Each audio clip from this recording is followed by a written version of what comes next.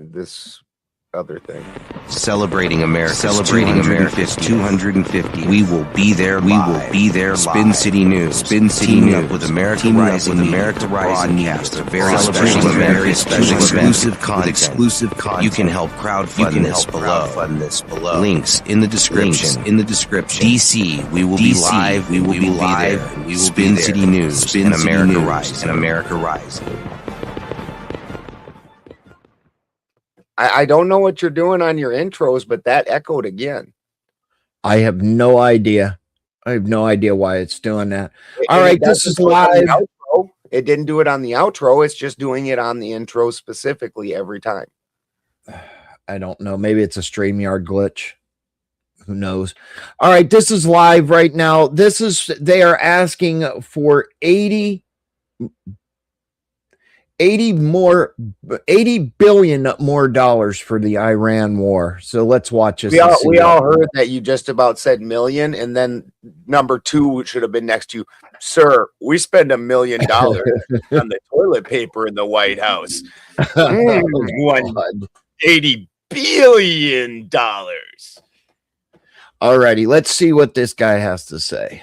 Up now on the 250th anniversary, a celebration for our country, and I think I can say that we are very fortunate to live in the greatest land, in my view, in the history of the world, and we can be enormously thankful and grateful to those who have come before us, who have sacrificed and served to make that possible for the rest of us. And as we think about this 250th anniversary, it's also a good time to reflect on many of the things that we've been able to accomplish and the issues that we've been trying to address here in the United States Senate. First and foremost, of course, right now, as you know, is the housing bill just passed. It's going to be taken up by the House later and hopefully signed into law by the president. It gets at the very heart of an issue that I think is really important to the American people, and that's the issue of affordability.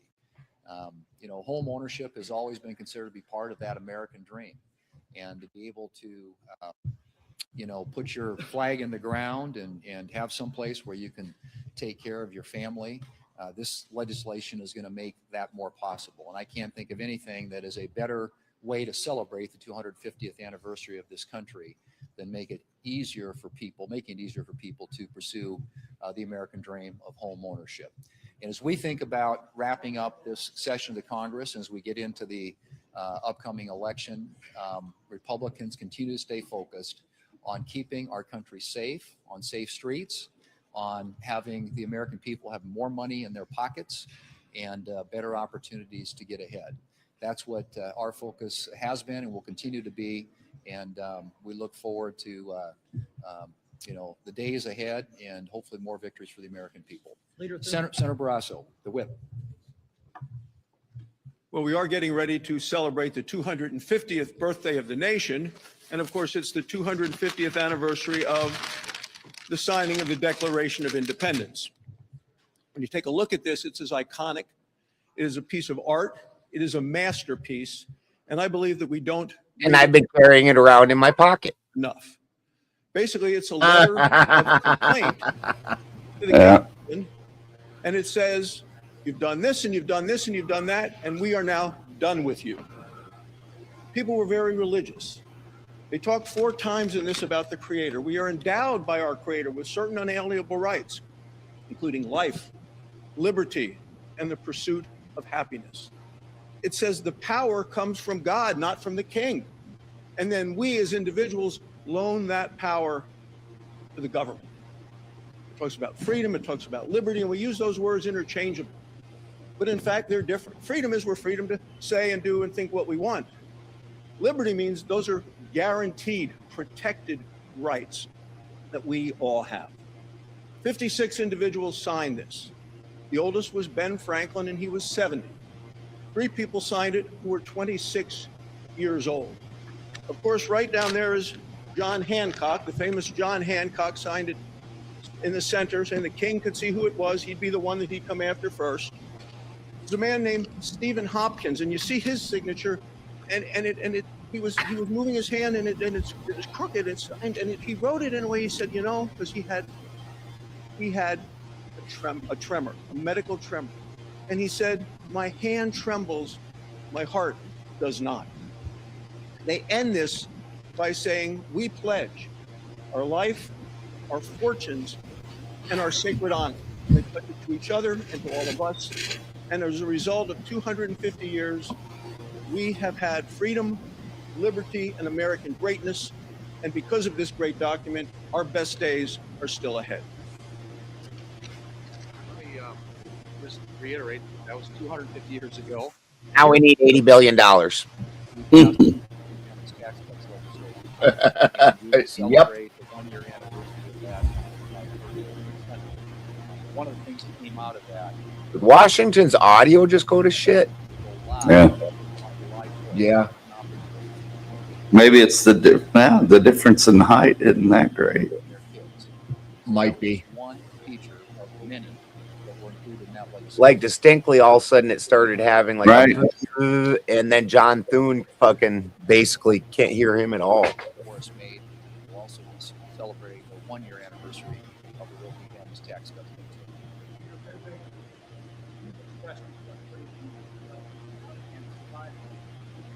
Yeah, the reporters' questions are very muted as well.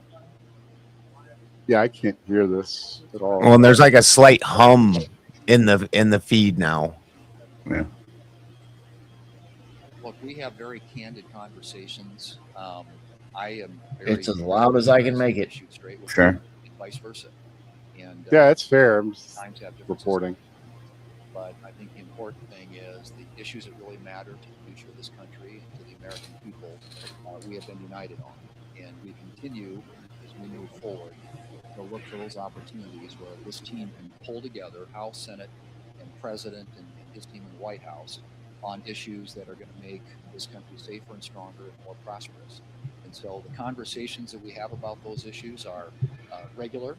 And yes, and sometimes we have differences of opinion, but the one thing that we all agree on is we have an alignment of incentives. And as I said before, that's to keep the country safe. How have they not gotten this more money in fixed? pockets of the American people, Right. better opportunities for the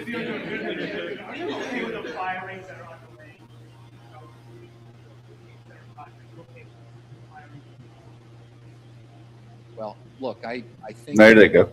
general agreement among Republicans and Democrats. I've had shared this, had this conversation with other Democrats as well, that there are things about the Office of DNI that can be made more efficient, more effective, and streamlined. And frankly, I think that's something that many of us agree on. And how they go about that obviously is something that we'll want to have some visibility into. And Senator Cotton and his committee and the rest of us here who care about intelligence and national security matters, I expect will have some input into that.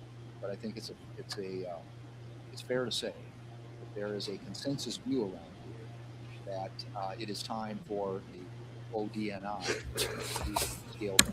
We've got great intelligence services in this country, and at least that's my view. I'm here. Conversations I've had with people suggest to me that there's interest in doing something that makes that agency more effective and more efficient. The ODNI has employees mostly from other intelligence agencies. I think in most cases they would be better off doing real intelligence work at those agencies than returning intelligence officers to their agencies. I have a plan for that. I've worked with the administration on it. Some of it happened under Director Gabbard. It's going to continue under Acting Director Pulte. Once we confirm Director Clayton, I'm sure it will continue as well. ODNI is too big, too bloated. Are you concerned?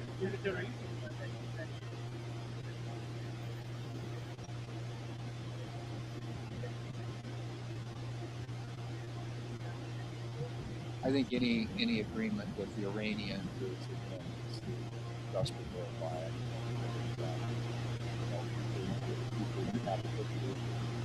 Gosh, that's weird audio. Trustworthy. That's why I think it's important to have. It's like the mic in front of him got muted. In relief, economic. Yeah. Sounds like they need a cloud lifter. Like I said, distinctly right when the audio dropped, this hum, this boo, it came into the background too. No. But then it was clear with Cotton. Well, Cotton was louder, anyways. Yeah. Did you still hear the hum?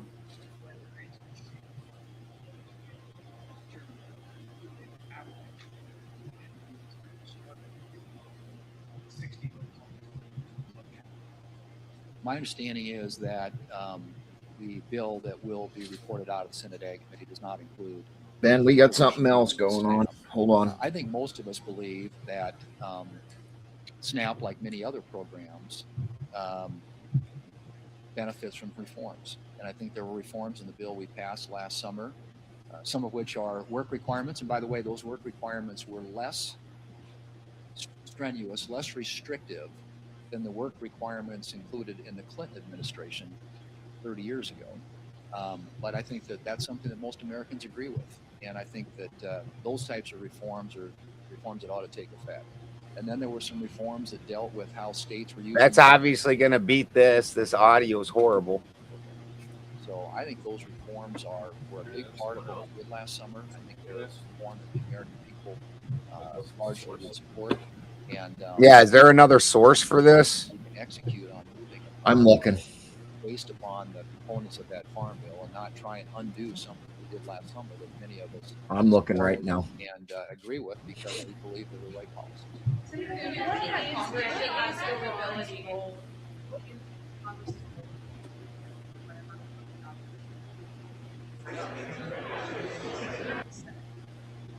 Well, I think the Senate, we're obviously, many of us are anxious to hear more about it, which we hope to. Many of the people who will brief us on that are overseas right now involved in negotiations. But my assumption is that, as always, there are certain notification requirements that are included in. Not that I have the rights to. Voted on and passed, and if there is some deal that is struck, I would expect at some point Congress to make some sort of ruling. And there will also be- Spin, is there a way you can put captions on what they're saying or not?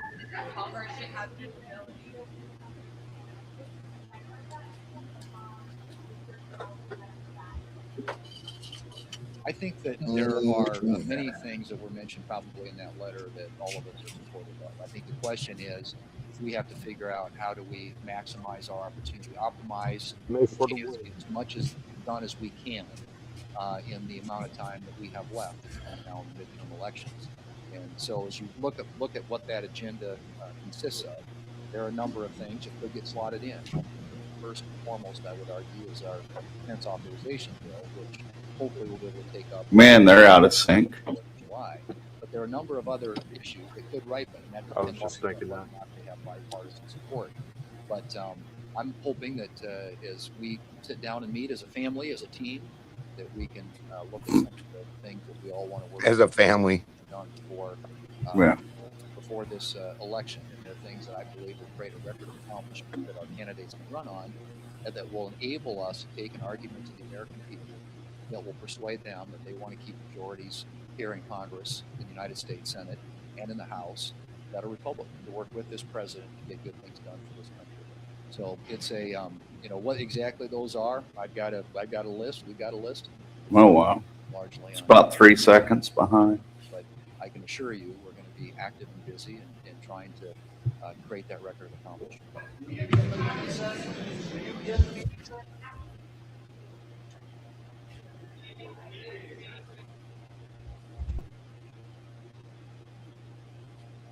Well, I'm sorry about the audio. All it's not my fault.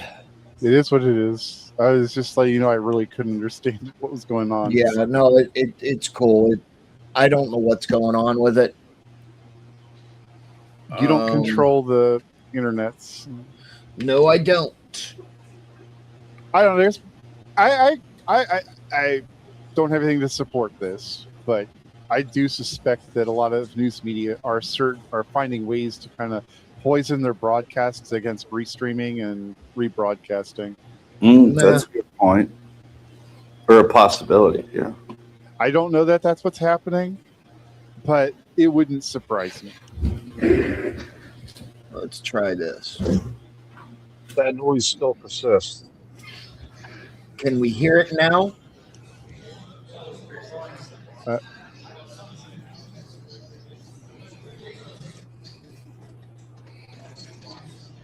That sounds just like regular room noise. I don't hear a fan.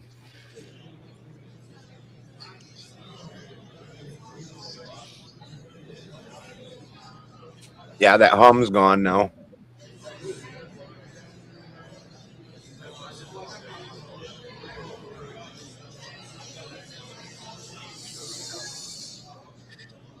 Well, after this gentleman, we have President Trump.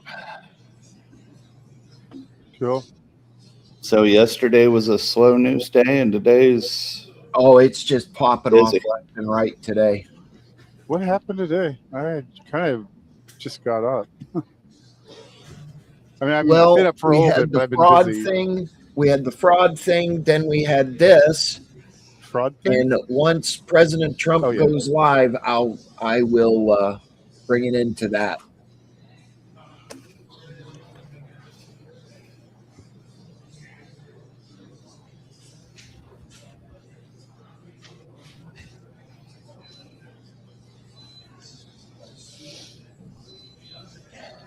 And I guess this is where the results, or the Trump's Iran results.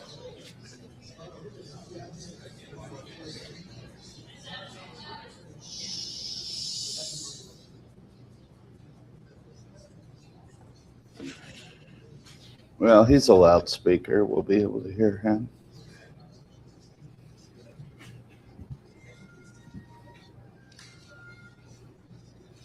Oh, here we go. Okay, good afternoon, everyone. Thanks for waiting. Thank you to Senators Blumenthal and Klobuchar for joining us, or Klobuchar and Blumenthal, not seniority, but leadership. Got to get it the right way. For joining us today. Look, everywhere you look, the Republicans are one big hot mess. Everywhere. So many different things. Donald Trump's agenda of cost, chaos, corruption is terrible for America, and it's despised by the American people. Look at this failed and reckless war. What did Americans get out of the last 100 days of this war? Well, $100 billion bill, 13 lives lost, 500 people injured, gas prices up, inflation up. Iran, they're the big winners. Trump was such a poor negotiator, they just took him to the cleaners.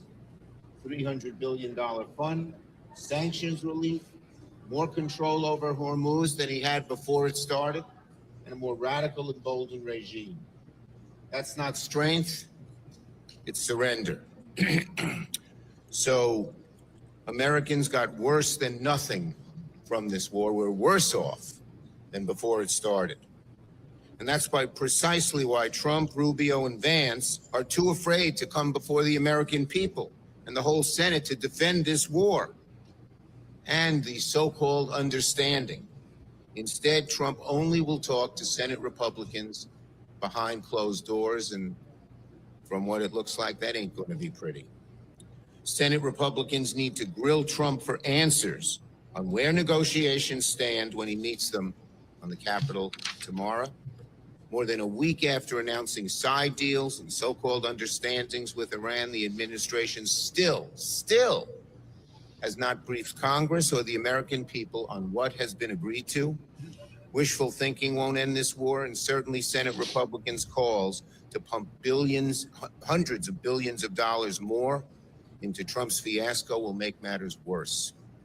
Republicans can't complain about Trump's war, his secrecy, his disastrous deal with Iran, and all of it behind closed doors. But the only way to ensure this war ends once and for all is for Republicans to act, to join us in voting to end this war. Any minute now, we're once again going to put Republicans on record on whether they want Trump's disastrous war to continue by forcing a vote on the Iran War Powers Resolution for the first time. We have forced this fight on the floor again and again and again for more than 100 days because only Congress has the power to take our nation to war, not Trump alone.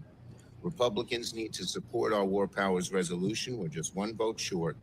And they need to hold Trump's feet to the fire in their meeting tomorrow. Senator Klobuchar.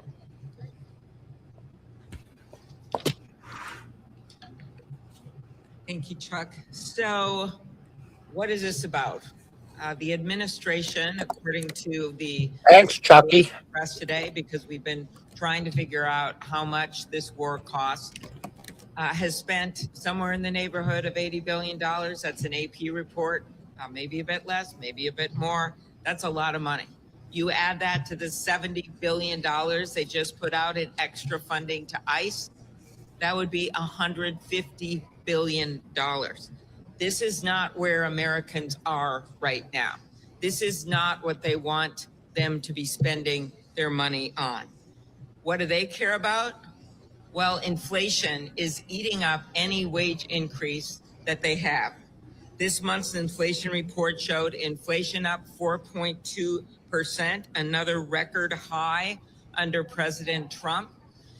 There was just a recent report by NPR and PBS, a poll showing that 49% of Americans aren't taking a summer vacation for one reason, and that's because they can't afford it. That's a lot of people. So what should we be doing with this kind of money? Well, the first is More than that. we did, thanks to leadership, thanks to Senator Warren, Senator Scott, and others, is housing. That was a Senate-led bill, and there's a lot of work that went on it in the House, the Road to Housing bill, but it gives you an example. Imagine if this president was focused on what the American people want done, and that is to bring their costs down and to reduce the chaos of his administration and the corruption. They don't want to be talking every day about algae in the reflecting pool. They don't want to be talking about cage matches and arches and ballrooms. Instead, what are they dealing with? They're dealing with rising healthcare costs. New polling from Gallup, fewer than half of Americans could afford quality health care last year. More than 4 in 10 already carry medical debt. So what did they do? They refused to extend the tax credits for the Affordable Care Act. You know what that has meant? A bunch of Americans, millions of people, have had to lose their coverage. Just that one decision. He literally sent money to Argentina, the same amount of money as would have been spent on a year of Affordable Care Act tax credits. These are misplaced priorities. Instead of the $80 billion estimated on this war, we could extend those healthcare premium tax cuts for 2 more years. Another thing Americans want us to focus on, childcare. 80% say the ability to find or afford childcare is a major problem. Senate Democrats have come out with a plan to bring down childcare costs, to actually do something about this. But what is President Trump talking about? His reflecting pool, his name on the Kennedy Center. So as we come upon the anniversary of this country, of which we are proud, the 250th anniversary, we also sadly come on another birthday, and that is the big, beautiful betrayal of a bill is 1 year old next week. And what has that meant? More than 4 million people, including over 800,000 children, have lost access to affordable food through SNAP. 480 He added an extra B. have closed or are closing, with more to come because of the Medicaid costs. So let's get real about what is going on in this country and what this president should have as his priorities, and that is the American people. Thank you. To the American people, this administration has constantly, constantly concealed and lowballed the costs of this war. As a member of the Armed Services Committee, I can tell you this number is only a portion of what the cost to taxpayers have been. But of course, the tax and the costs to taxpayers are also at the grocery stores, at the gas pump, purchases of everything from mattresses to medical devices, and He ain't lying about that. in lives. It isn't only Americans who have lost their lives. There are thousands of Iranians who have been buried. The cost is measured in graves of Americans and Iranians who would be alive today but for this disastrous war. And to our standing in the world, our credibility around the world has been undercut. The Chinese are watching,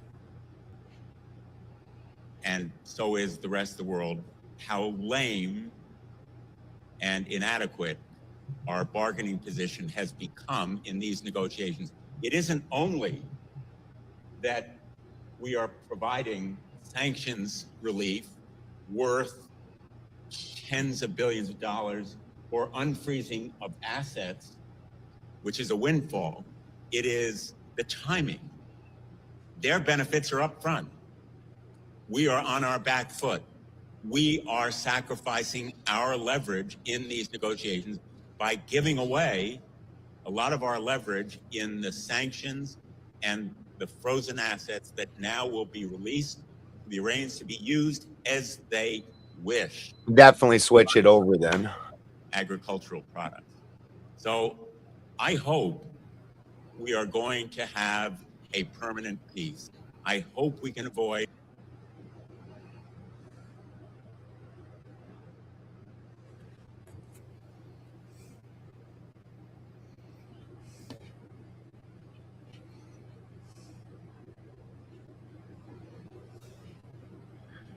All right, we are going to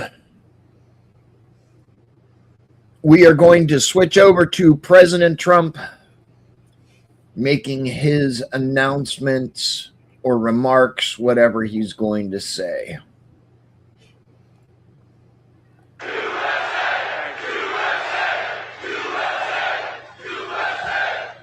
Well, I'm thrilled to be back in this incredible Commonwealth with the proud, hard-working patriots of Lehigh Valley, Lehigh Valley. And I'm also proud to say I won this state in a landslide. We won it by so much. And remember, I had the couple of little statements, too big to rig, make it too big to rig, because these people cheat like hell. They cheat like hell, but we won it by a lot. And maybe we should run again. Should we run one more time? I'd like to do that. I'd like to do it.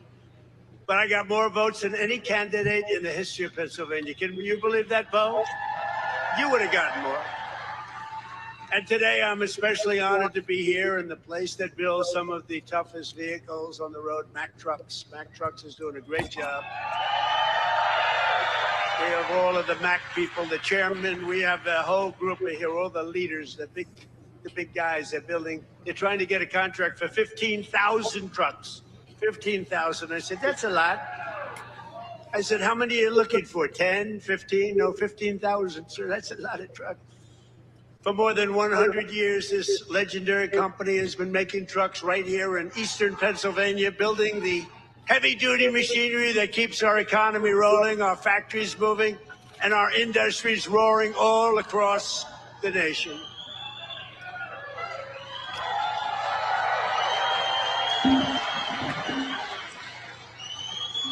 And you are the men and women who put your pride and spirit into those beautiful words, stamped on every Mack truck that said, made in the USA. It's made in the USA. And I want to especially thank the president of Mack Trucks, Stephen Roy, who I just met, who's a great guy, a great patriot, very Republican too, which I like. He's a very strong Republican. Stephen, where are you, Stephen? Stephen. We got to get a certain very talented congressman reelected. You know that. We got to get him. Where are you? Where are you, Mr. Congressman? We got to get you back in. Thank you. And thank you, Stephen. But a very special thanks to every single worker at this fantastic factory. The job you're doing here is incredible. And I know you're applying for a big one, and we'll see how that goes. We'll have to call up some people and see if it's good. If your price is right. Is your price right, Stephen? I don't know. Maybe we'll get it down a little bit. We'll get it down. 15,000 trucks. That's a lot of trucks. But that's what this is all about. It's greatness. You built this country, and you are the ones who are making America great again. We're the hottest country in the world. For decades, the workers of this Commonwealth watched globalist politicians let other countries rip you off and close your factories, rob your jobs, take them away to foreign lands. And then I came along. We stopped it very quickly. Then we had a rigged election. But they were so stupid, they kept everything going a little bit for us. And what we've done in the last year and a half, nobody's ever seen anything like it.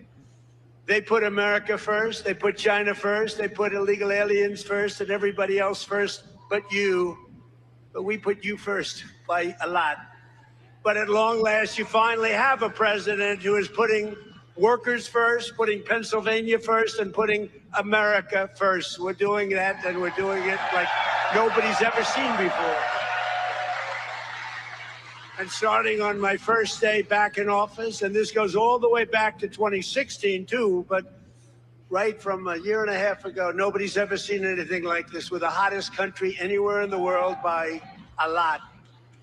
But I stood up to the trade cheaters. They're cheaters and abusers and violators of the world like no president has ever stood up before. And now I'm standing up again because Iran cannot have a nuclear weapon, if that's okay. And we're doing quite well. I placed 50% tariffs on foreign copper, aluminum, and steel so they couldn't come in and steal your jobs. And sometimes even more than 100% tariffs. They weren't going to come in from foreign lands and steal your jobs. If they wanted to come in, they pay 100%, they pay 200%, they pay I don't care what it is. They're not going to steal your jobs, okay? And they stop.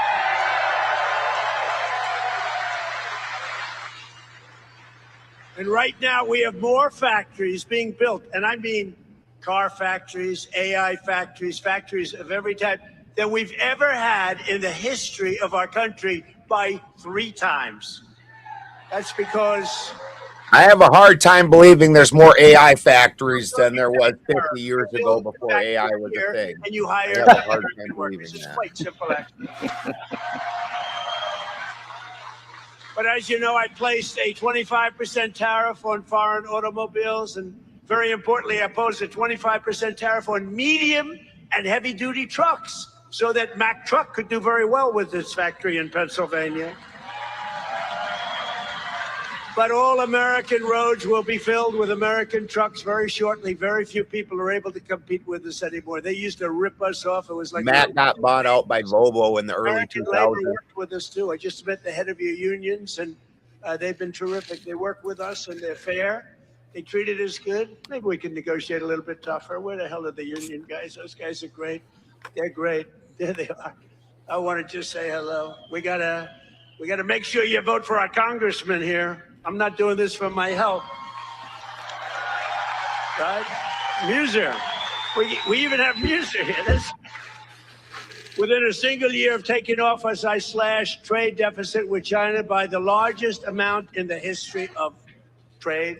And we, by the way, have the biggest trade deficit cut in the history of our country, 67%. Think of this. We had a trade deficit. We cut our trade deficit. If you're a president and you cut it by 1%, they say, oh, you're doing a great job. 2%, you're a genius. I cut it by 67%. That's why you have all of these factories being built. They'll soon be opening. They're already opening. But when those factories are opening, I don't know what you're going to do. You're going to negotiate very good salaries, that I can tell you, because they need you. In many ways, they need you more than you need them. American exports to the rest of the world are up by $150 billion. You hear that, Bo? It's not bad. You got to wrestle a long way to make that. Bo is going to have to win a lot of tournaments to have to make that money. Think of it, $150 billion up. We never had that. We always have losses. We take in much more than we send out. Now we're up $150 billion, and that's nothing, because when all these factories are opening up, Mr. Senator, another great one. What a great senator you have. Did you fight hard? David,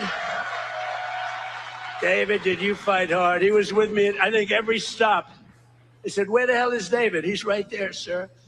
And he's working hard, and he's a great guy, and he's working very hard for you. But a short time ago, we were a dead country. We were laughed at all over the world. We were a dead country. People were laughing. They were saying, what the hell happened to that country? The king of Saudi Arabia said it 2 years ago. I was over there. He said, you know, sir, 2 years ago, you were a dead country, and now you're the hottest country anywhere in the world. It's true. And we're hotter now than we were then.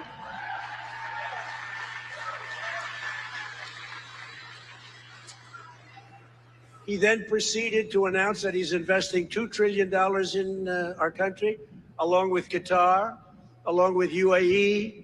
Bahrain is investing, Kuwait's investing, but countries from all over the world, they're all investing in the United States. 2 years ago, they wouldn't even think of it. They thought we were finished.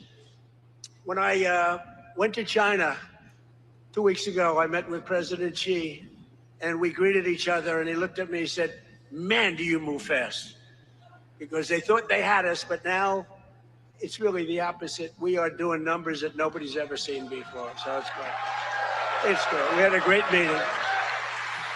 But as you know, we just achieved a historic peace agreement with Iran to end the conflict in the Strait of Hormuz. And by the way, yesterday, 19 million barrels of oil flowed out of the Strait of Hormuz, a very beautiful place. That's the most oil in the history of the Strait. No, it's never been any, you've never seen anything like that. It's called an oil gusher. And most importantly, we are ensuring one thing very importantly, because this is why I did it. I did it for this reason, 99% for this. Iran will never have a nuclear weapon, and they've agreed to that.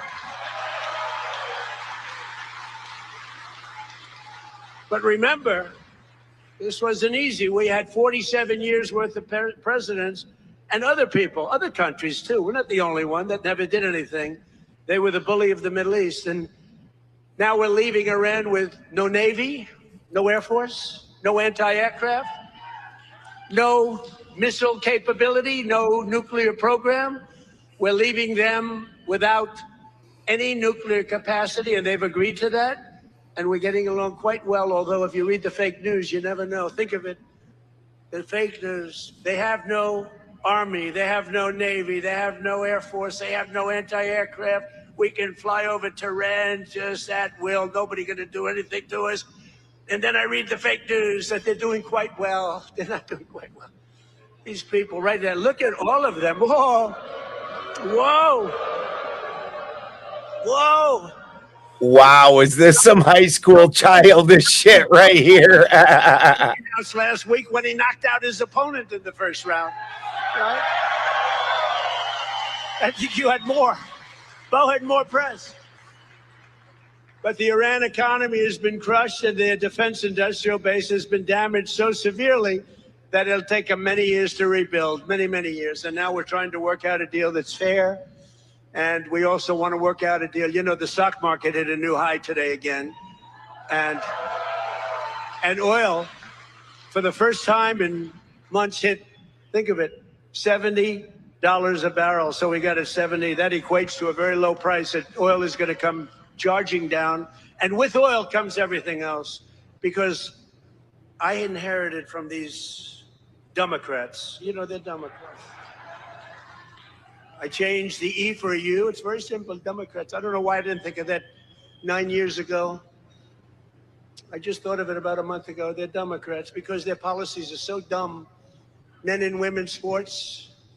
You know, Bo is with one of the great champions, Tony. Tony, could you have taken most women in the heavyweight championship? He was the heavyweight champion of the world. Do you think you would have had trouble with a woman of approximately your size?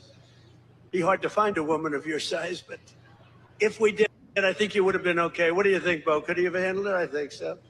What about you, Bo? Could you handle a woman of approximately your, 182 or something?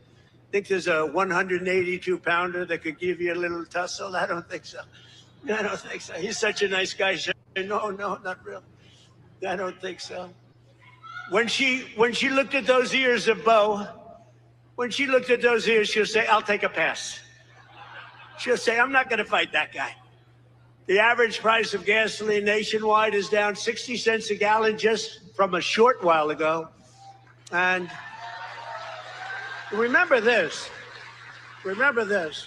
We had to make this detour. We had to go to Iran. You can't let them blow up the Middle East and then us, if that's possible. We would have gotten them before, but they would have blown up Israel. They would have blown up the entire Middle East. You can't let that. You want to see a bad economy? That's a bad economy. So remember that our oil in the middle of this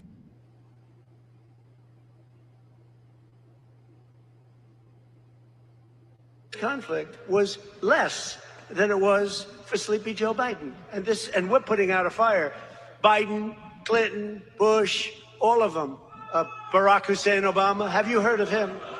Have you heard of Barack Hussein Obama? None of them did anything.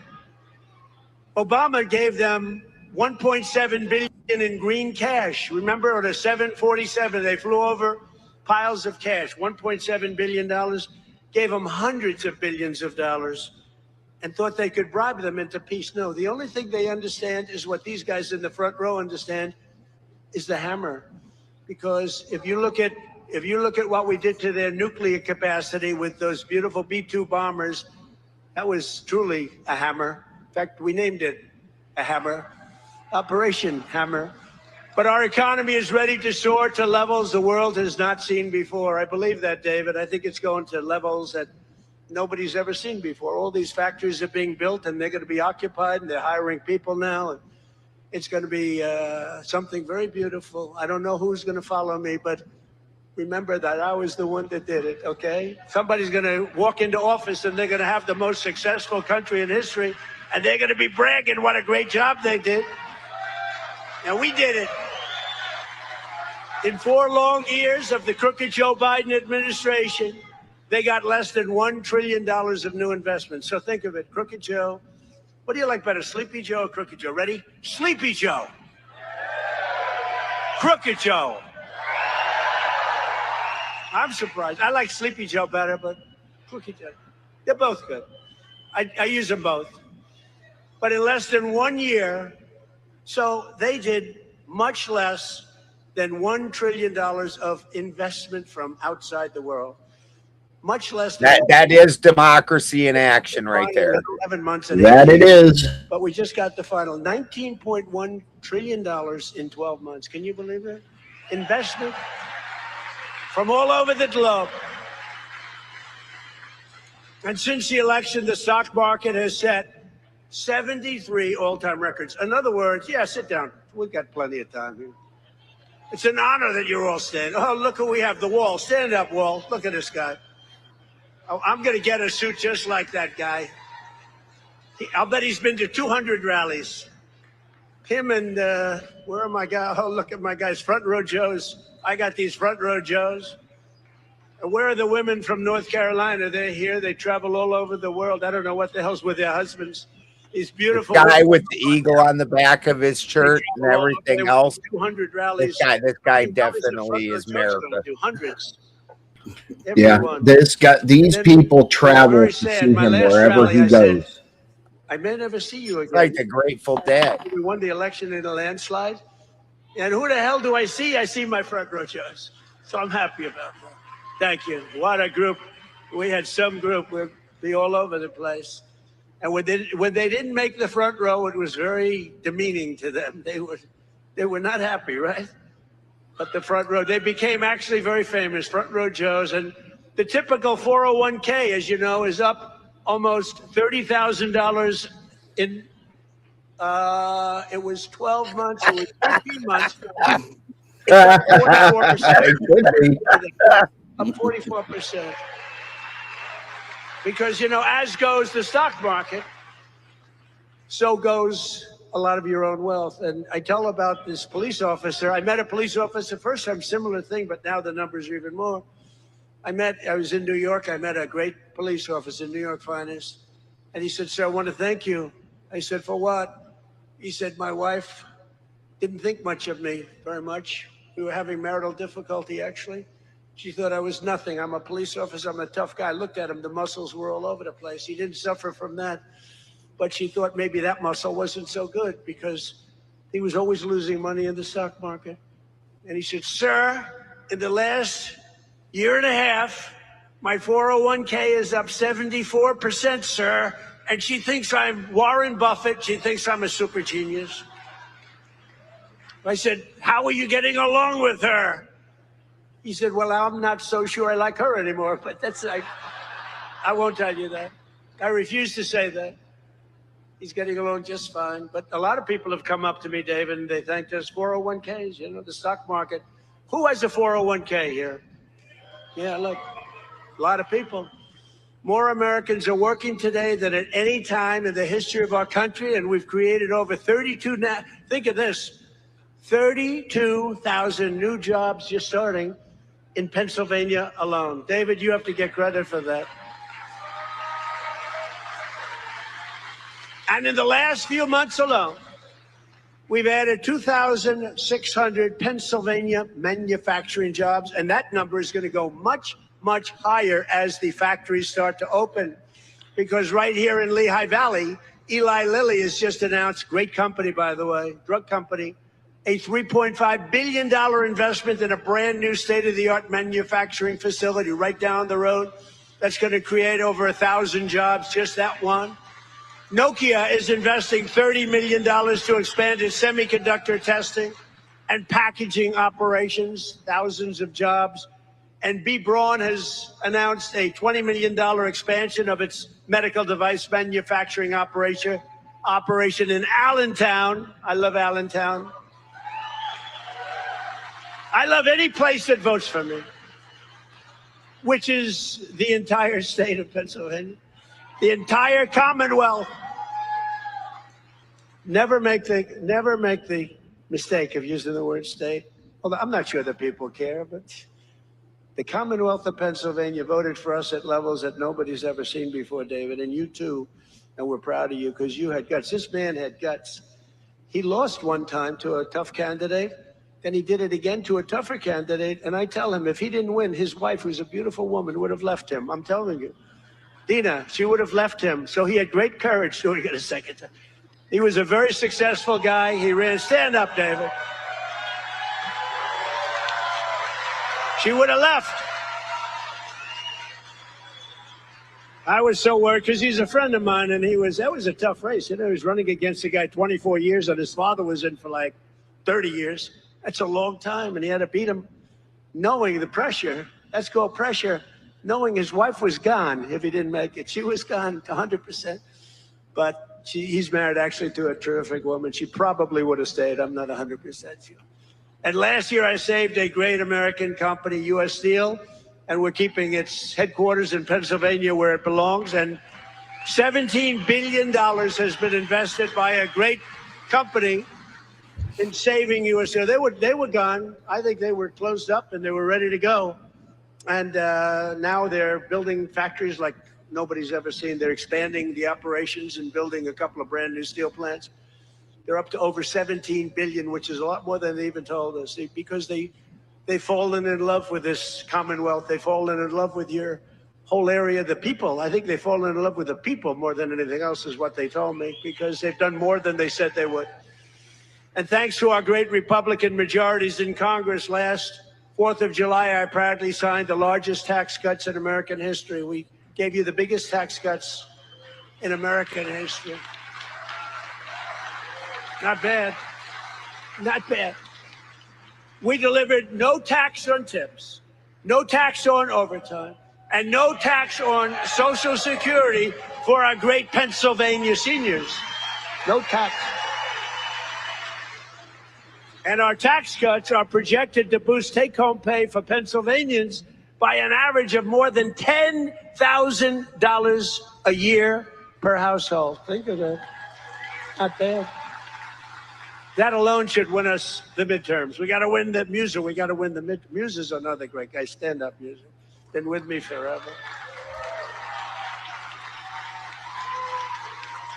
He was thinking about running for governor. I think he would have won, but he was thinking about running for governor.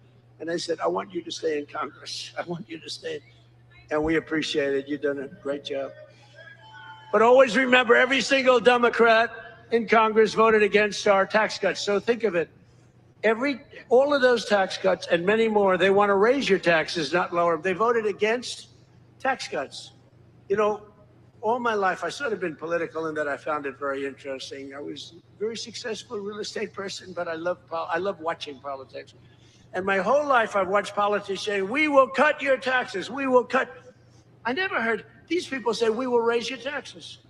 This country has gotten very strange politically, especially with all the communists that are up for election. You know, you have communists. These aren't socialists. These are communists. And they're all up. How about the guy in Maine? He's got the Nazi stickers. He's got the whole deal. And they're trying to say so for 8 years, 10 years, they said Trump is a Nazi. Now they can't say that anymore because they have a guy with a tattoo on his chest. It's unbelievable. But they voted against no tax on Social Security. They voted against no tax on tips. They voted against no tax on overtime. And if they got into office, you will have all of those taxes and all of that money that you're saving, including the big savings on Social Security. It's going to all be terminated. You're going to have to start paying it. They want to pay it. I don't know what's wrong with these people. They voted in favor of the estate tax or the death tax on your farms and your businesses. You know, farmers and small business people, they love their children. If they love them, it's great. Most of the people love them. Some can't stand. I know people that can't stand their kids. They're not going to leave them 10 cents. But if you love your child, you want to leave your farm, especially from these farmers, it's born in them somehow. They want to have their children on the farm. The children don't want to leave, but sometimes they're land rich and cash poor. You know, I've known that expression too. I've oftentimes been land rich and cash poor. It's not a good period of time. And you die and you have a estate and they tax you at 40, 50, 60%. And they end up losing their farm, losing their small business. And in many cases, you don't read about this, they commit suicide. They actually go out and commit suicide because they're forced off their farm by a bank. They have to go out and borrow money from a bank. And they're forced to go out, borrow the money. They're unable to pay the loan, and the bank, even if it's a nice bank, they give them a chance, they give them another chance, and then they ultimately foreclose, they lose everything. And in many cases, they commit suicide. And I said, we're not going to have that crap go on. So you have no estate tax to pay on your small farm, small business, on your farms, your businesses. And you can, if you love your children, you can leave your farm or your small business to your child, and they're not going to lose it. If you don't love your children, then don't listen to what I'm saying, because it doesn't matter. If you don't like them, don't leave them anything. The hell with them. They probably deserve it. But think of it, the Democrats voted against the border wall. The border wall gave us the safest border. We have the safest border now in the history of the country. They voted against voter ID. You know why they voted against voter ID? Because they want to cheat. There's only one reason, Mr. Wall, right? Correct. Where do I get that suit? One day, I don't know if it's very presidential, I'm going to walk up in a suit with the design of the wall on it. I don't know. What do you think? I already have a lot. You know, I have a very elegant wife, and she says, darling, please, please, don't dance. It's not presidential. I said, but the people love it when I dance at the... And she said, please, please, the men and women's sports, please don't do the weightlifting thing. And don't do the swimming thing. You know, the weightlifter where he goes up and the record stood for years and years, years. And this young lady, she's trying out for the Olympics and she's going to do it. And the record stood for 19 years, and they put 1/8 of an ounce on one side, 1/8 of an ounce on the other. They have to understand, Melania, who's now a movie star, she got the #1. Can you believe she hit big with a movie? That's not good. There can only be one star in a family. Please remember that. But they put a little 1/8, like a feather on one side, a little bit, just to break the record. The parents are sitting right there where Big Bo is. He's a nasty guy. That punch he threw, got to be very nice to Bo. I got to be very nice. Got to make sure he's never angry at me. But she said her parents are right there in the front, and they're so proud. The father's not so proud because he knows she's not going to do it. because she's a woman. It's a lot of weight. The mother, though, is screaming, darling, I love you. Do it. And she gets over the weights. And she stands. And then she gets him. And she gets him. And the mother's screaming, darling, I love you, darling. And the father's looking, saying she has no chance. And she's like this, you see it? Drops him. And she's like devastated for the rest of her life. And then a guy comes along who transitioned. That's the term. I've gotten very good at that term. I used to take a lot of heat for my definition of the movement over. But he transitioned. He was a poor, very poor, bottom of the line, male weightlifter. But now he's a female weightlifter. And he looked at the amount. I think it was like 210 pounds or something like that. But that's a lot for a woman, but not that much for a man. You could do it with one hand. And he goes, looks down at the weight.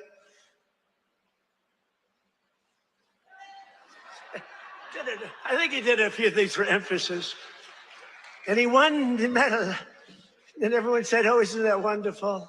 Are we crazy? Men should not be able to participate in women's sports.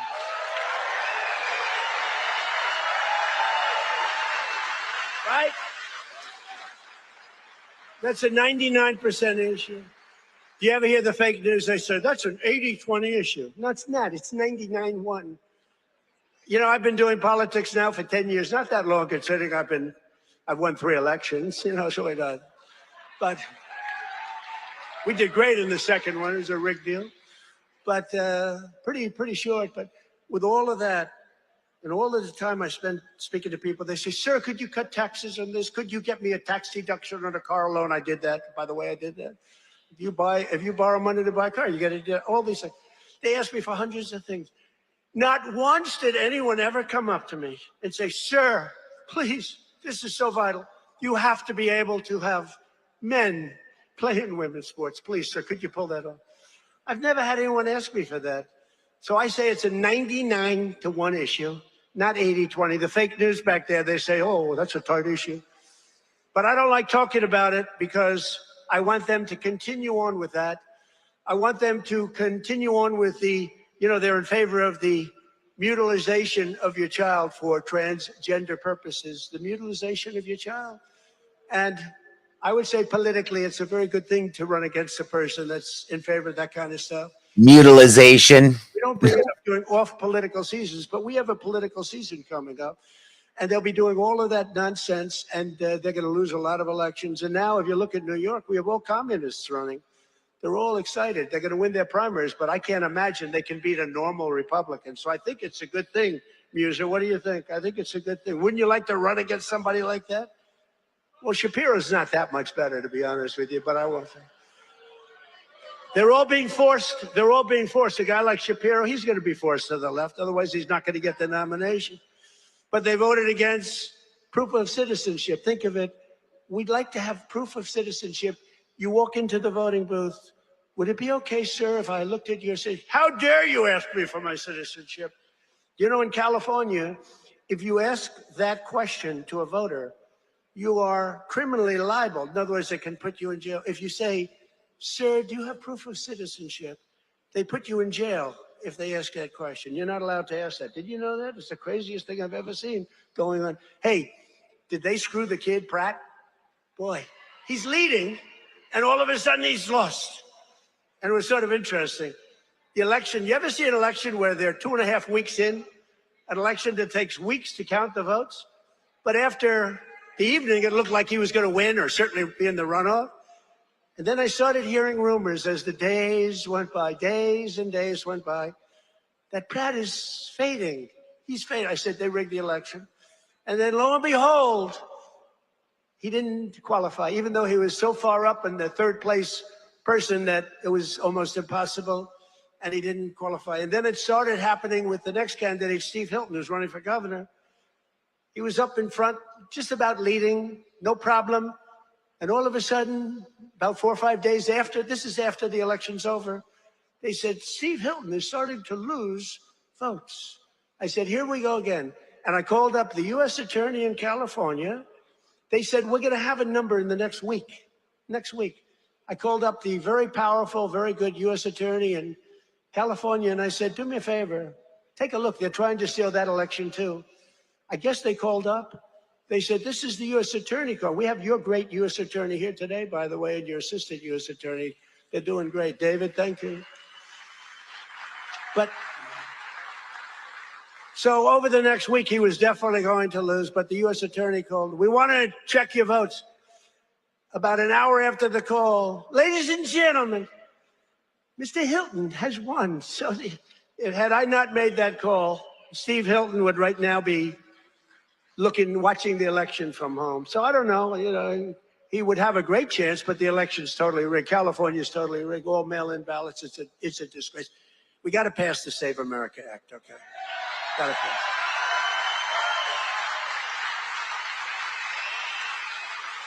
You got to pass Save America, you, McGee.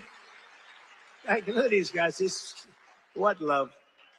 A friend of mine is a very big real estate developer, but he's got a problem with speaking in front of crowds. He chokes, he chokes like a dog. He said, how do you do it? I say, it's easy because there's so much love in the room. There's so much unbelievable love. It's easy to do, No, he's got this tremendous fear of speaking. He said, the guy's a major player. Most of you have heard of him. And he's a killer. He destroys people for a living, financially, not physically, financially. Physically, he can barely walk. He's a basket case. But he's... Ain't gonna lie, I fall asleep in like 10 fucking minutes. And he destroys people. He's very rich, but he can't get up in front of a crowd and talk. I said, what's wrong with you? He said, I don't know, I have a fear of crowds. Do you believe it? All sorts of people. A lot of people want to do what I did. A lot of people, well, David did it. David was very successful, but he's a great speaker. But a lot of people, they say, well, Trump became president from being a very successful businessman. He became president. I want to do it too.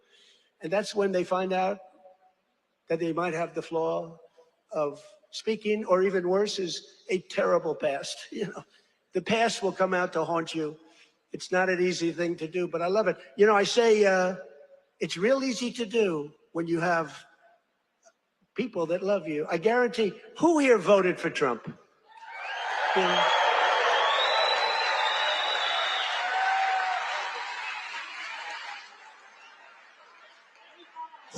Who didn't? What? This is dangerous. So don't raise your hand. Think you're going to be cute, because you might be in big problem. Then they'll blame me for causing problems. Who did not vote for Trump? Young man, he wants to be. He's a young man. He thinks he's being cute.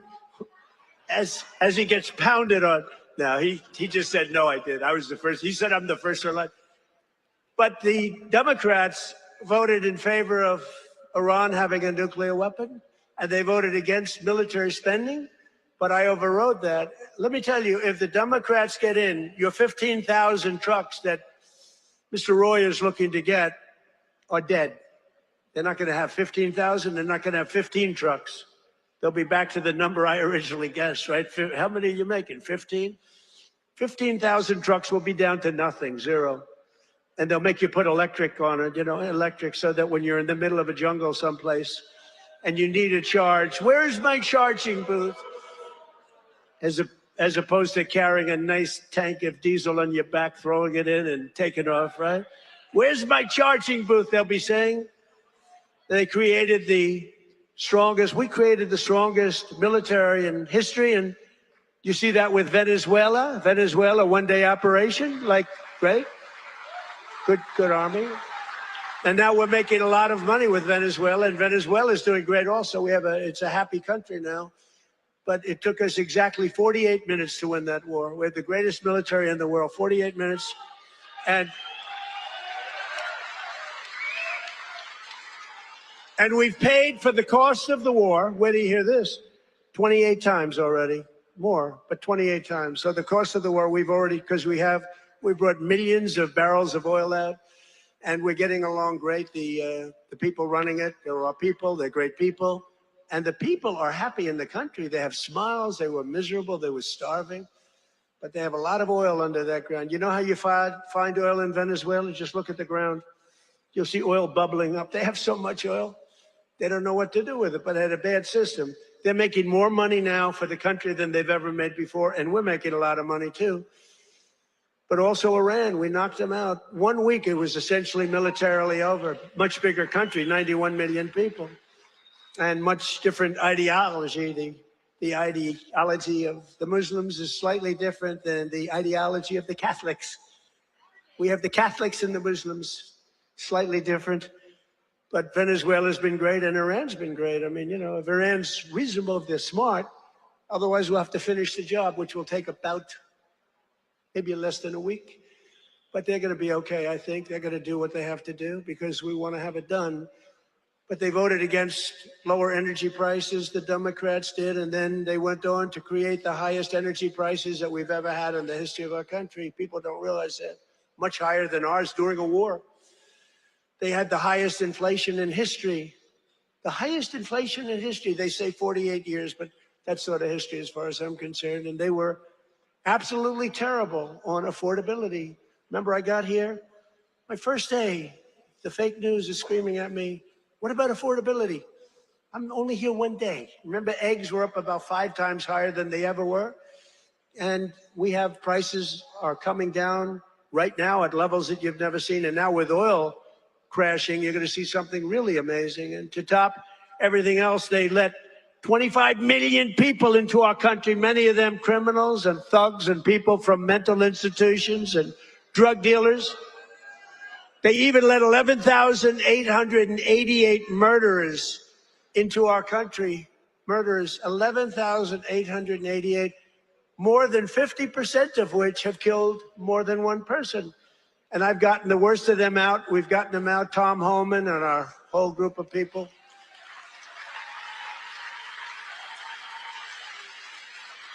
But the Democrats want open borders and they want them all to come back in. You can imagine that. The people of this Commonwealth will never let that happen again. What they allowed to happen to our country, we can never allow to happen again. As an example, the war with Russia and Ukraine would have never, ever started if I were president. We can never let elections get rigged again. But we're pleased to be joined today by one of those Pennsylvanians who's benefiting from the historic tax cut, Sergeant Sam Elias, with the Bethlehem Police Department. Is a great guy. Ooh, they know him. Sam works the night patrol so that he can help his wife take care of their 6 beautiful children during the day. And I'm told their youngest is named Melania. Can you believe that?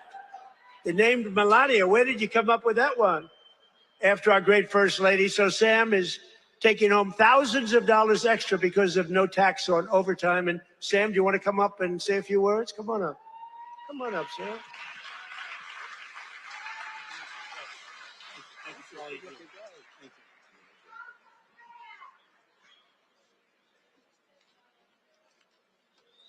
Thank you. Good afternoon, everyone. I'd like to express my appreciation to President Trump, Congressman Ryan McKenzie, and the entire White House administration. As a father of 6 children in a single-income household, I can tell you the Working Families Tax Cuts is a policy that helps my family. Hard work should pay off, not get punished with higher taxes. No tax on overtime, no tax on tips means more money in the pockets of working Americans. For my family, these savings have translated to what was once a day trip to the park, is now an overnight stay at the Jersey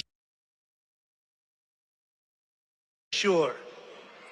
Bigger tax returns have allowed Americans to create new family memories and save for future projects. As the president said, I also work night shift as a police sergeant in the fine city of Bethlehem. Thank you.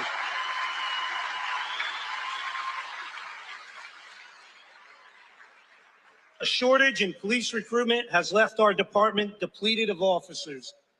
Our officers get called out for overtime to cover these shortages. Some pay periods, officers are working over 40 hours of overtime. That's why I'm grateful for no tax on overtime. Thank you, Mr. President.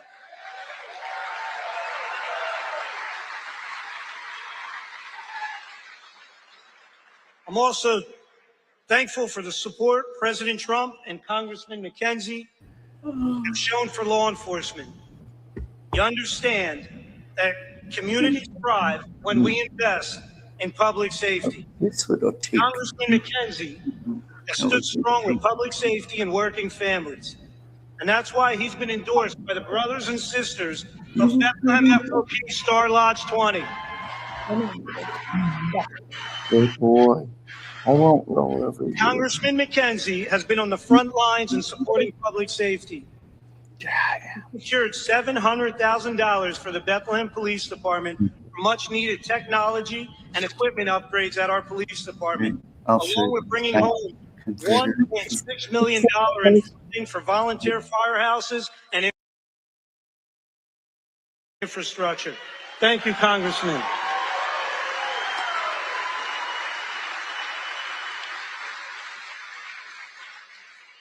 I'm a very grateful American, a son to Lebanese immigrants who came to the United States 50 years ago in pursuit of the American dream.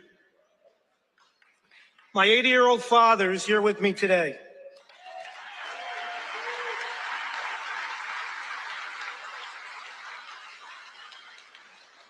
He would often tell me, work hard and it'll pay off. Well, 50 years later, thanks to President Trump and Congressman McKenzie, my father's dream has come true. I thank you for that.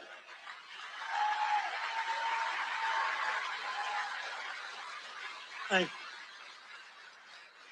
Additionally, thank you to President Trump and your entire administration. After more than 50 years, the Lebanese people finally have an American ally who advocates for a sovereign and independent Lebanon governed by the Lebanese people. Thank you for that. Mr. President, you have the support of almost 20 million Lebanese people worldwide.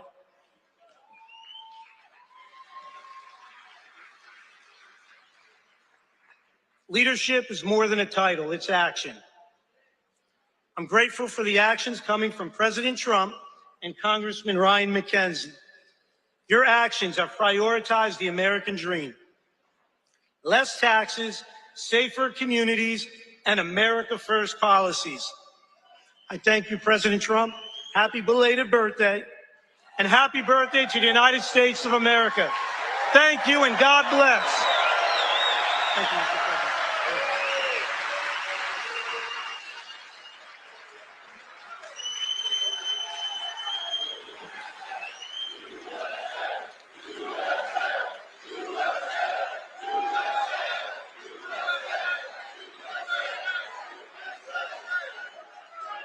Thank you very much. You know, I just looked at all these pages. I said, oh, we're in trouble. But you know what? That was good. That was a good job. I was a little worried when I saw the pages after page. Very good. Great job. Sam, where's your father? Hello, Pop. How are you? Got a good boy. Got a good boy. Yeah, taking care of your people. So our administration is also delivering one historic win after another for another group that works a lot of overtime, and that's our great auto workers. We have a lot of auto workers in here today. But just as I promised, the UAW workers, and we did great with them, you know, Republicans, I don't know, for whatever reason, they don't do like I do. But in the campaign, I ended Biden's insane electric vehicle mandate, that crazy mandate, which meant that in a short while, all cars had to be all electric, and many of them would be built in China and others in foreign countries all over the world. That's what was going to happen, and I stopped that. I ended it in my first week in office. I ran on it. And you know what? If you like electric cars, I think that's great. I wouldn't say Elon was thrilled with what I did, but he understood that. But if you like electric cars, I think it's great, but you have to have the right to buy a regular, I mean, we have more gasoline than any country anywhere in the world. If you want to have gas, if you want to have a hybrid, you can have whatever the hell you want, including electric. But I terminated Biden's disastrous fuel emission standards that would have crushed Mack trucks. Mr. Roy, your company would be crushed if I didn't do that. You wouldn't be bidding on anything, neither would anybody else. It was the most insane environmental regulations ever conceived of by man. It was totally unreasonable and ridiculous. And you can sell trucks for much less money that are now much better trucks that work, that actually work. And we made interest on auto loans, fully tax deductible, but only if you buy a car that is made in the USA. Otherwise, we're not interested. Otherwise, we're not interested. And I saved the auto manufacturing business in America. We have more auto plants being built today than we've had in 60 years, that I think maybe ever. And bigger and better. They had a big one in a certain state that I love also. I love a lot of places. And they took out this old plant, but it was big. And I said, did you redo it yet? They said, we're not redoing it. We're ripping down and building a brand new one, a beauty. You know the one I'm talking about, Dave. But we're pleased to be joined today by Pat McHugh, a Marine Corps veteran, a great guy who spent 28 years with Mack Trucks. And he leads the cab assembly and serves as new product line launch leader. It's a big deal. And Pat's grandfather worked here, his dad worked here, and now his son is working here and doing well. And they know how important it is to keep manufacturing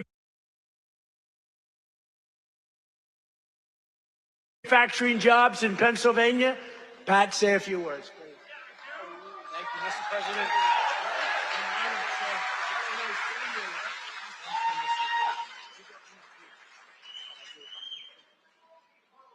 Wow.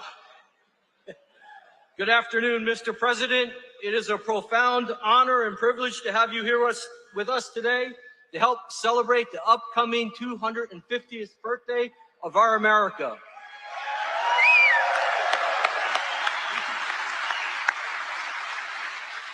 And most recently, our 125th anniversary of building Mack Trucks.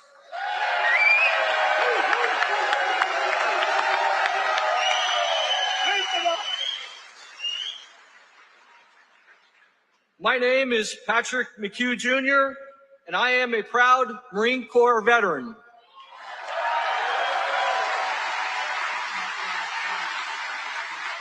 In addition to that, though, I am an even prouder Mack Truck employee.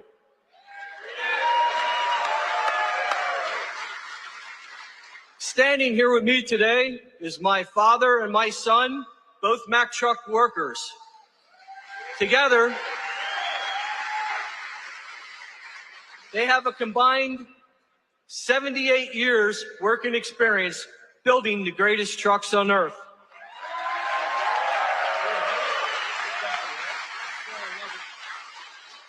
You can say Mack Trucks runs in our blood.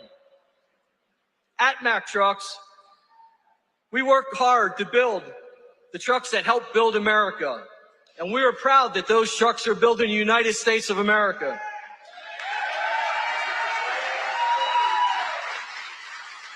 Along with our UAW colleagues. That's good because they're owned by Volvo. Producing the best quality trucks we ever have. On behalf of our entire team, we warmly welcome you to our plant, Mr. President, home of the finest trucks in America.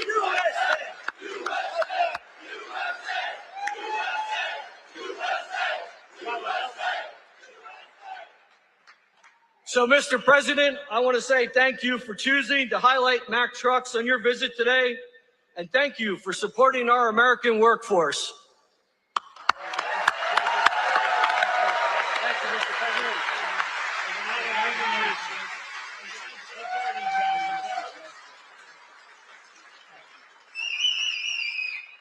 Well, thank you, Pat. That's a good family. That's a great family. Great people. They're proud of your company. I want to also thank two people, very special people, because I know them and I know what they do, and it's not easy, but they've done a great job. David Durgan and Timothy Herzog of the UAW committee. Where are you guys? Thank you.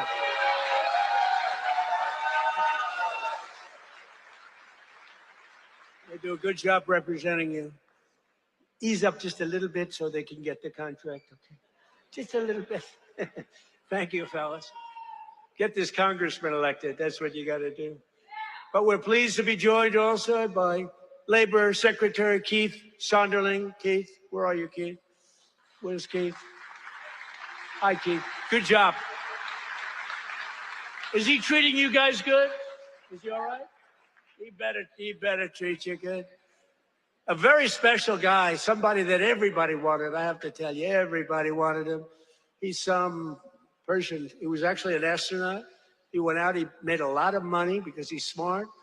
And he's now the NASA administrator. You saw that rocket 2 months ago up and go around the moon in record levels, the furthest any ship has ever flown, and come back. And he's working very heavily on the moon. But what he's done with NASA is amazing.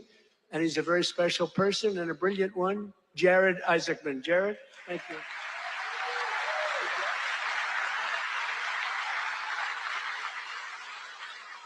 Great job.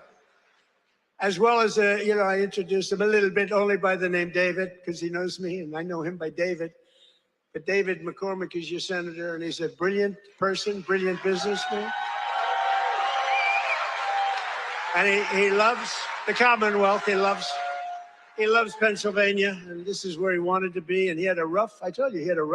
This is a rough beating, like 24 years, and a father for 24 years. I don't know. I said, I don't know. You sure you know what you're doing, David?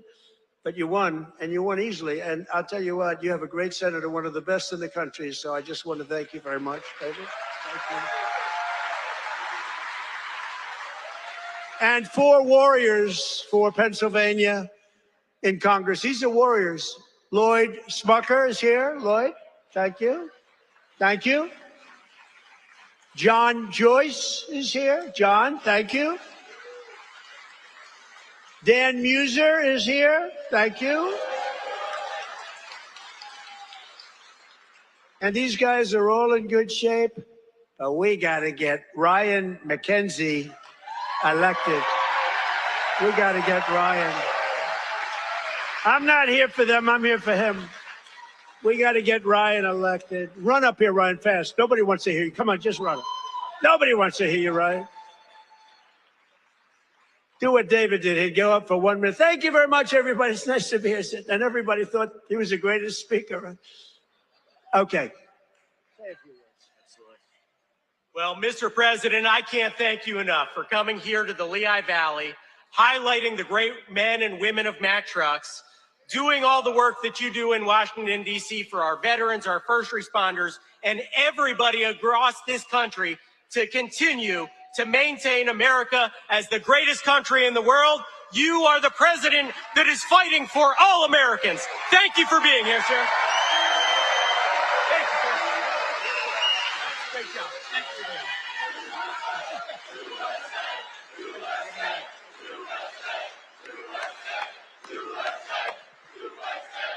That's great. Wow, that's great. He learned something from you, David, huh? That's great.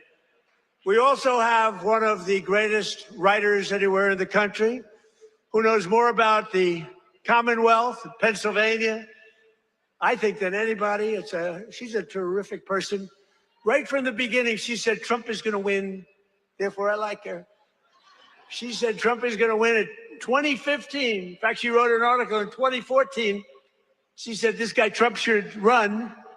I hadn't thought too much about it. I was having a lot of fun putting up buildings, but she was very early on, and I really mean it. I don't think there's anybody that knows more about. They used to call it the Rust Belt. I call it the Money Belt now. It's gone from the Rust Belt to the Money Belt.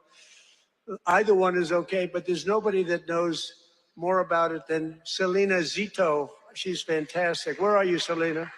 Where are you, Selena, with your beautiful daughter? Thank you, Selena. Selena's an incredible woman, and her daughter is following in her footsteps. She's just been so good. Very powerful writer, actually. Some of the biggest papers in the world. It's nice to have good stories on occasion, truthful stories. Thanks as well to the president of the NRA who's here with me, Bill Bockenberg. Bill, stand up.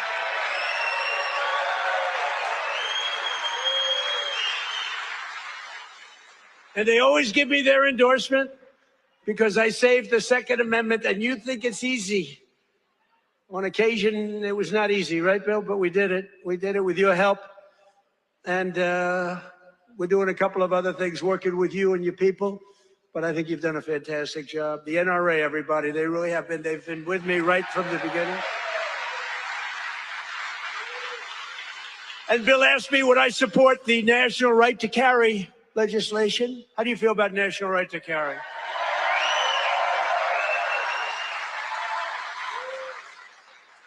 That's my free poll.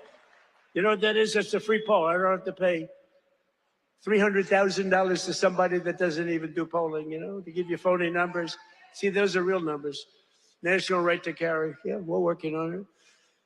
And we have a very special guest who you just saw on the highest rated fight show ever in the history of television, the UFC Freedom 250. So this guy, well, I just have to set it up a little bit if I don't know.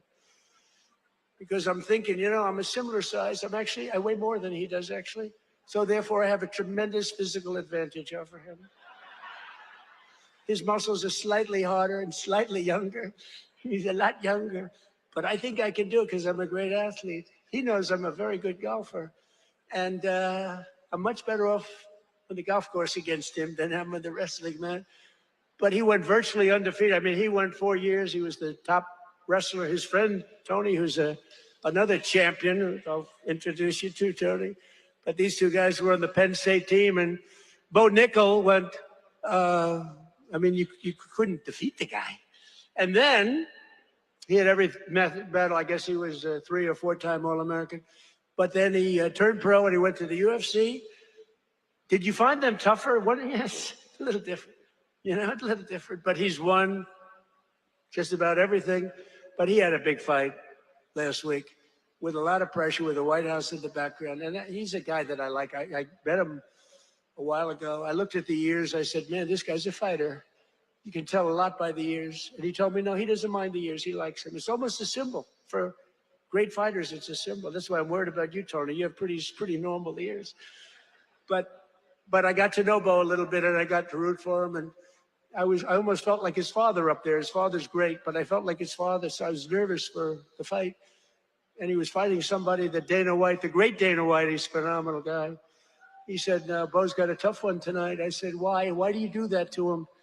Because if you lose at this night, it was the biggest audience they've ever had by far.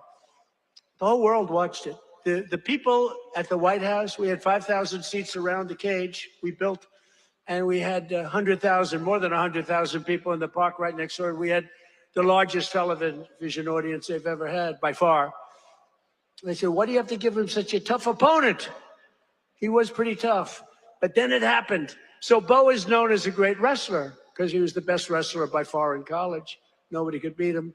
And I figured Bo would be wrestling, but no, he wasn't wrestling. He was punching. I said, Bo, grab his legs and start wrestling. That's what you do.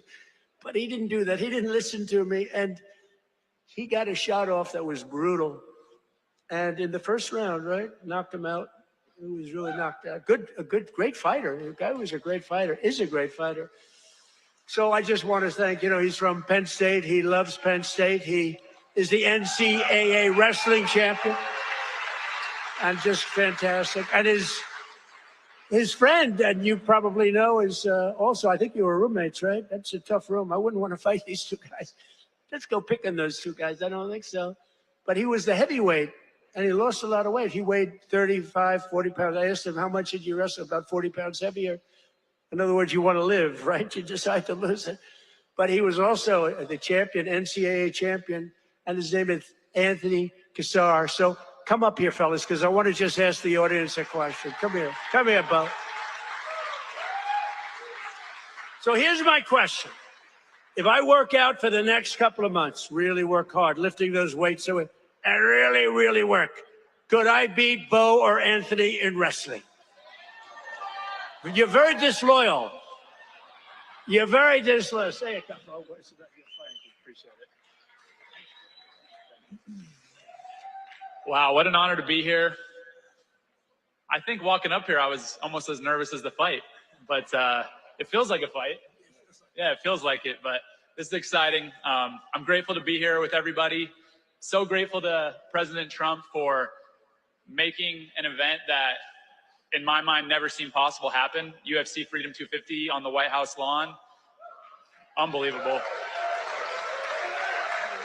I don't think there are too many presidents that have the courage to do something like that, and just so unbelievable. For me, both my parents were high school teachers. My dad was a wrestling coach. My grandpa was a wrestling coach, and I grew up around sports and just competing from 5 years old. And so to be able to do something like that is a dream come true. And it's just through hard work, effort, discipline, and a lot of time in the wrestling room, a lot of time in the cage that I was able to do that. And that's really because America is the land of opportunity. And if you set your mind to something and you feel passionate about what you do, you can accomplish anything. And thank you. I don't want to take too much time, but I want to tell a quick story about the first time I met President Trump. It was in 2019 at the White House, and our team and I won the Nationals, the NCAAs, and at Penn State, we are. Let's go. And we were given the opportunity to meet President Trump, and it was really special because he took a lot of extra time to talk with us as wrestlers. I think he respected the wrestlers a lot, and I told him that when I'm done wrestling, I was going to fight, and he asked me if I needed a manager. And I thought that he has better things to do than that. But really, since then, I feel like we've had a special connection that I'm extremely grateful for. And, fast forward 7 years, I'm fighting on the White House lawn, and I turn and look at my corner, and President Trump is right next to him.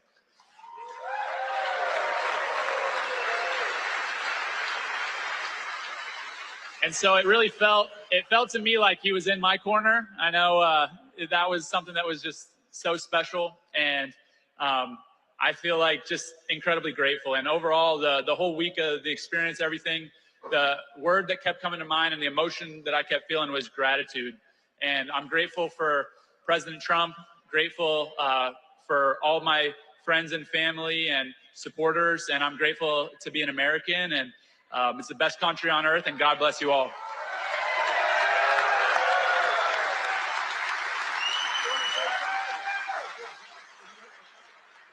How's everybody doing? This is an awesome crowd. I'll keep this really short. It's just an honor to be here. Bo and I have been roommates since our freshman year at Penn State and never could have imagined this, but it's an honor to support Mr. President, this great nation, and the American workers that build the foundation of the United States of America. So as a small business owner, real estate investor, I just want to thank President Trump for the big, beautiful bill, all he's done for small business owners. And most importantly, I pray that God will continue to bless him and guide him to lead this great nation. And God bless all of us. Thank you.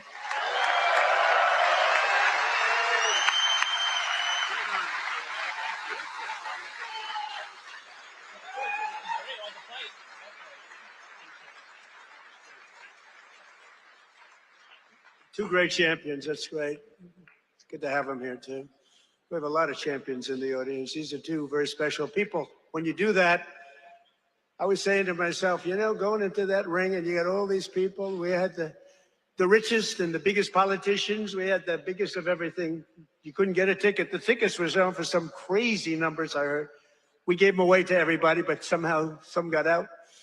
And I was saying that's a tremendous amount of pressure. And you're fighting the toughest people on earth. I mean, these are the strongest, toughest men on earth. No women in the crowd, which is nice. But these are the toughest men on earth, and it's tremendous pressure. And the muscles, you got the muscles, you guys, you got the big, strong muscles, but you got this muscle too, because it takes much more than just the normal muscle to win those matches. I mean, the strategy and the genius that goes in it. It is a genius. A lot of people wouldn't understand that, but there's a genius. There's a genius in sports, but there's a great amount of courage and power that you have that a lot of other people don't have. So congratulations, really great job. Great job. Good to have you here. In everything we do, we're once again fighting for the people of Pennsylvania, and that includes our amazing Pennsylvania oil and gas workers. And I ended last administration's war on Pennsylvania energy, and I signed an order to drill, baby, drill. That's what we did. Right, David? And you helped. The United States is now the #1 producer of oil and gas on earth, larger than Russia and Saudi Arabia combined by a lot. Think of that. Who would have thought that? We were in 4th place. Now we're larger than, and that doesn't include Venezuela. Include Venezuela once, because it's essentially should be included. I also ended the war on clean, beautiful Pennsylvania coal. In fact, in my administration, you're not, because you know coal was dead. China uses it. Other countries, very successful countries, use it. The unsuccessful countries use wind, those beautiful windmills that blow around and round and don't do anything except cost you money every time it goes around.